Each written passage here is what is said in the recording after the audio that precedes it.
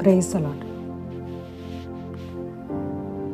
గలతీయులకు రాసిన పత్రిక 2వ అధ్యాయం 20 నేను క్రీస్తుతో కూడా సిలువవేయబడి ఉన్నాను. ఇకను జీవించువాడు నేను కాను, క్రీస్తే నా యందు జీవించున్నాడు. నేను ఇప్పుడు శరీరమందు జీవించున్న జీవితము నన్ను ప్రేమించి నా కొరకు తాను అప్పగించుకున్న దేవుని కుమారుని అందులే విశ్వాసం వల్ల జీవించుతున్నాను. ఆమేన్. ఇక్కడ యేసుప్రభు వారి పేరు క్రీస్తు. ఆయన చనిపోయిన తర్వాత క్రీస్తుగా ప్రకటింపబడ్డారు. ఎందుకంటే క్రీస్తు అంటే అభిషేకింపబడినవాడని.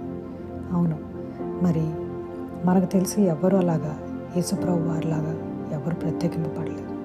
ఆయన మాత్రమే ప్రత్యేకింపబడ్డారు.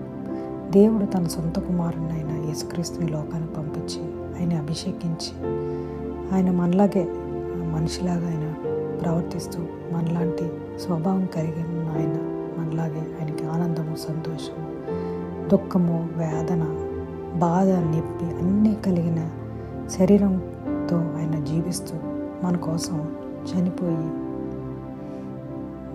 మూడో రోజున ఆయన లేవబడ్డారు. ఆయన తిరిగి లేచిన తర్వాత ఆయన క్రీస్తుగా పిలువబడ్డారు.